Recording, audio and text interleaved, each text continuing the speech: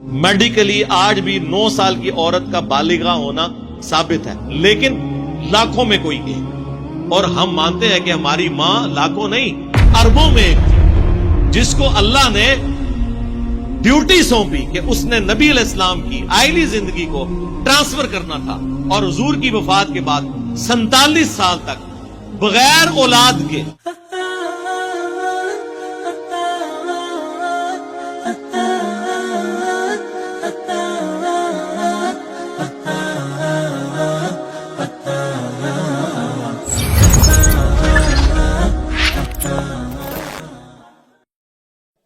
وَإِلَى الْأَرْضِ كَيْفَ سُطِحَتْ، یہ وہ آیت نمبر 20 جو بی جے پی کی وہ جو خاتون تھی، انہوں نے یہ کہا کہ جی وہ 88:20 انہوں نے یہ بولا تھا، یعنی چیپٹر نمبر 88 سورۃ الغاشیہ آیت نمبر 20،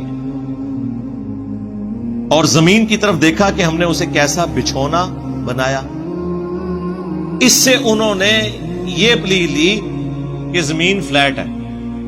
یہ تو اسی طریقے سے ہے کہ میں آج کے اس ماڈرن دور میں جتنی سڑکیں بنتی ہیں موٹر وے یا ایون جہازوں کے رن وے بن رہے ہوتے ہیں تو اس کو فلیٹ بنایا جاتا ہے، اور اگر کوئی گورنمنٹ اناؤنسمنٹ کرے کہ جی یہ ہماری موٹر وے بالکل فلیٹ ہے تھرو آؤٹ اپنے سفر کے، تو آپ یہ کہیں گے کہ زمین تو گول ہے، اس نے فلیٹ کہہ دیا۔ اتنے بڑے سرکل میں جس کا سرکمفرنس 40,000 کلومیٹر ہے، اس میں کئی کلومیٹر بھی ہونا تو وہ آلموسٹ فلیٹ ہو، کیونکہ آپ کو پتا ہے سرکل سے آپ چھوٹی سی اگر آرک اس کی ڈرا کریں نا تو آلموسٹ وہ سٹریٹ لائن ہوتی ہے، اور اتنے بڑے سرکل میں تو ظاہر ہے کئی کلومیٹر سٹریٹ لائن ہوگی۔ یہ کم مسلمانوں کا عقیدہ رہا ہے کہ زمین جو ہے وہ فلیٹ ہے۔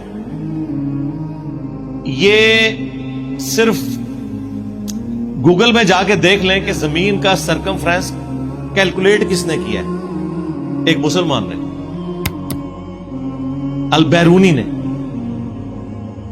اور اس نے بڑے یعنی اسے میتھمیٹیکل فارمولا یوز کیا، 2 پہاڑ اس نے کنسیڈر کیے اونچے، اور پھر وہ اتنی دور سفر کرتا رہا کہ وہ نظروں سے اوجل ہو گئے، یعنی وہ زمین کی کرویچر ایسی آ گئی، پھر اس کا اس نے اینگل ڈرا کیا، اس سے اس نے وہ اتنی کرو کیلکولیٹ کی اور اس کی ڈگریز نکالی، اور آپ کو پتا ہے 360 ڈگری ہوتی ہے، تو اگر اتنی ڈگری میں اتنا فاصلہ بن رہا ہے تو 360 ڈگری پوری کرنے میں اس نے آلموسٹ کوئی 37-38 ہزار کلومیٹر کے قریب نکالا تھا سرکمفرنس زمین کا۔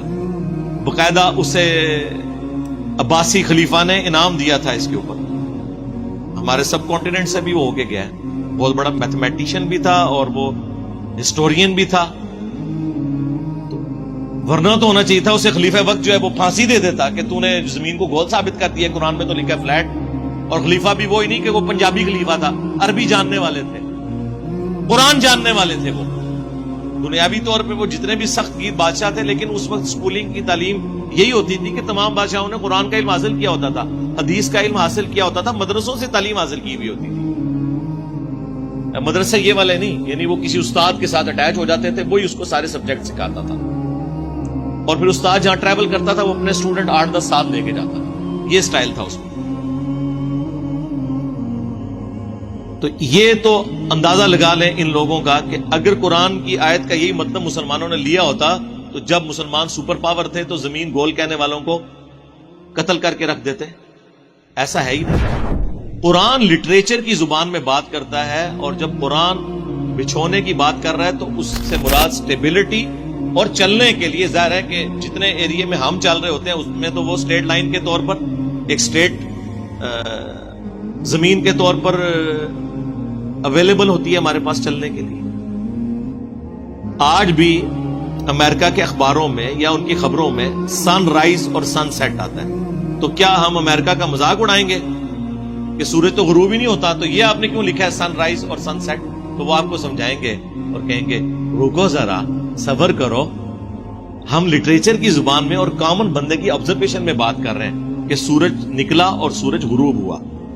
ویسے تو سورج نہ نکلتا ہے نہ غروب ہوتا ہے، وہ تو ود ریسپیکٹ ٹو زمین ہے، اس کی جو موشن ہے،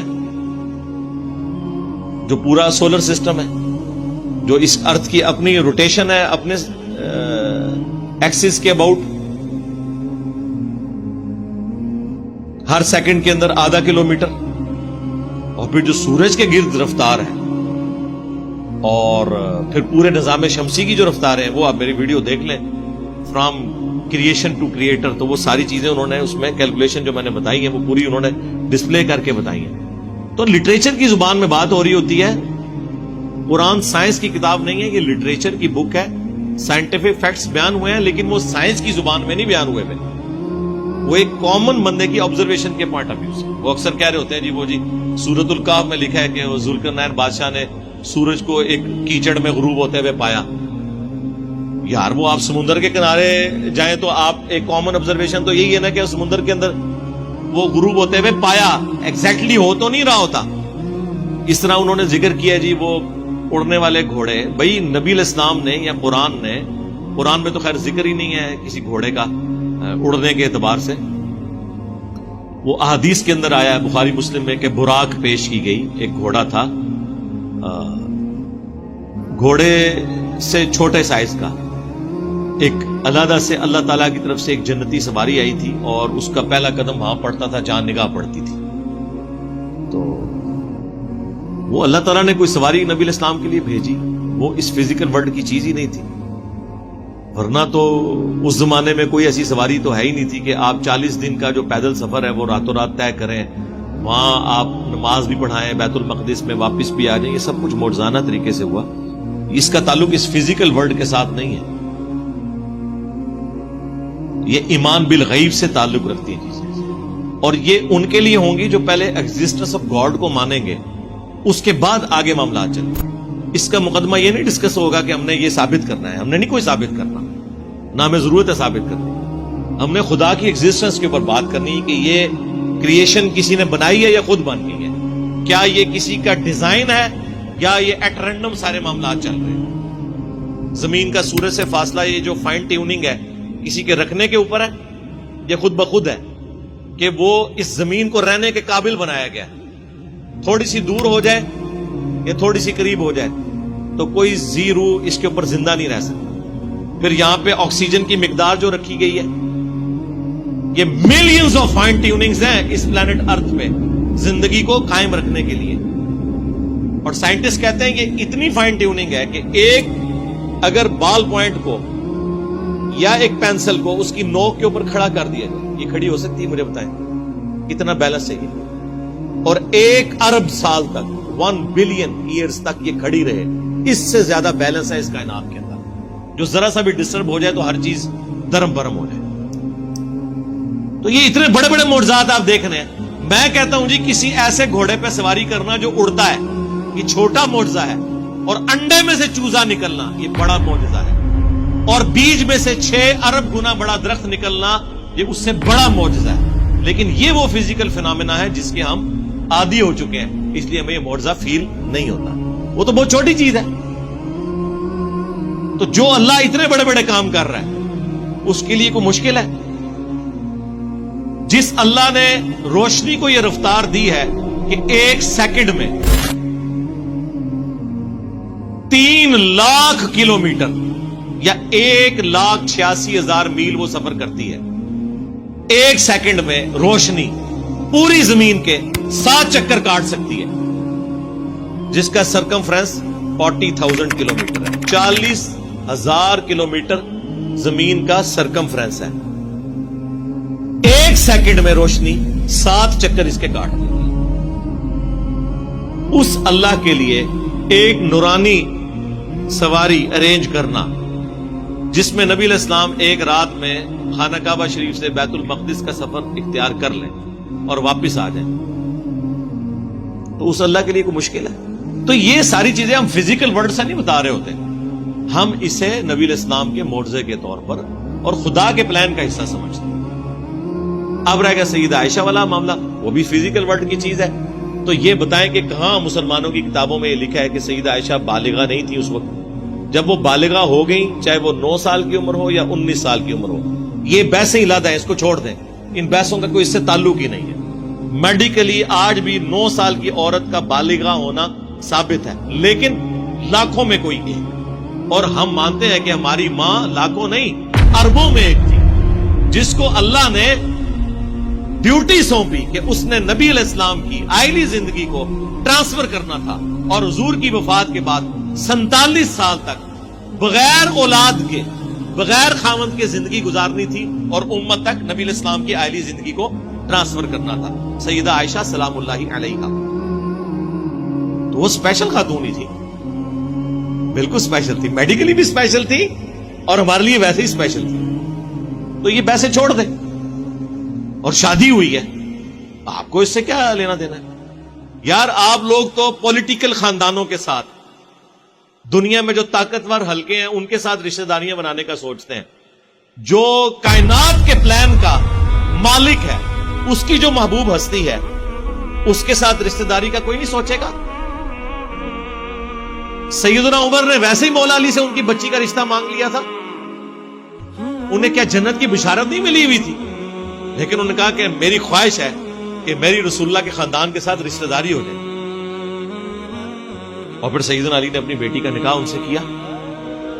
تو آپ یہ سارے کے سارے وہ معاملات ہیں جو اس کے ساتھ تعلق رکھتے ہیں, انہیں اس کی امپورٹنس کا پتہ ہے. یہ کوئی اعتراض بنتا ہی نہیں تھا. اسی طریقے سے اسلام میں لکھا ہوا ہے قرآن کے اندر کہ جی جو بھی کافر نظر آئے اسے قتل کر دو. سرکار ہم آپ سے کہیں گے رکو ذرا, صبر کرو. کہاں لکھا ہوا ہے؟ اس کے آگے پیچھے پڑھو, سورہ التوبہ کھول کر دیکھو, وہ تو سراپا رحمت ہے. اللہ کے غضب بھی اس میں بیان ہوا, لیکن وہ سراپا رحمت ہے کہ اس غضب کی حالت میں بھی کہا گیا ہے کہ اب بھی اگر کوئی امن مانگتا ہے اسے امن دو تاکہ وہ قرآن سنے اور اللہ کی طرف رجوع لے آئے. مسلمانوں اور کافروں کی ایک پیس ٹریٹی تھی جس میں ڈیسائیڈ ہوا تھا کہ جب یہ ٹریٹی ٹوٹے گی تو اس کے بعد کوئی اس کو پھر فالو نہیں کرے گا, اور وہ کافروں نے ٹریٹی توڑی تھی. جب کافروں نے وہ ٹریٹی توڑ دی اس کے بعد وہ ایکٹیویٹی پرفارم کی گئی کہ اس زمانے میں جن لوگوں نے یہ بد عہدی کی تھی, اور بد عہدی کی سزا اس زمانے میں یہ مانی جاتی تھی, اس کے اگینسٹ یہ ساری باتیں ہوئی ہوئی ہیں. نہ کہ یہ ہے کہ جو بھی کافر نظر آئے. یار مسلمانوں نے 300 سال یہاں حکومت کی ہے, آج بھی 50% سے زیادہ, بہت محتاط اندازہ لگا لیں, ورنہ میرے نزدیک تو 70% سے زیادہ اس وقت بھی سب کانٹیننٹ میں کافر ہیں. تو اگر تلوار کے زور پہ آپ کو مسلمان بنانا ہوتا تو مسلمان بنا نہ لیتے. میرا تعلق تو ویسے ہی مغلیہ خاندان سے ہے اور ہمارے بڑوں نے حکومت کی ہے یہاں پہ. ہم ان کی حکومت کو مسلمان حکومت سمجھتے ہیں, اسلامی حکومت نہیں سمجھتے. جتنے ان کا یہاں پہ زور تھا, تلوار کی نوک کے اوپر سب کو کلمہ نہیں پڑھا سکتے تھے, نہیں پڑھایا. دوسری طرف ضرور غلب کر لیا جلال الدین اکبر نے کہ اس نے ہندو عورتوں سے بھی شادیاں کی ہوئی تھی.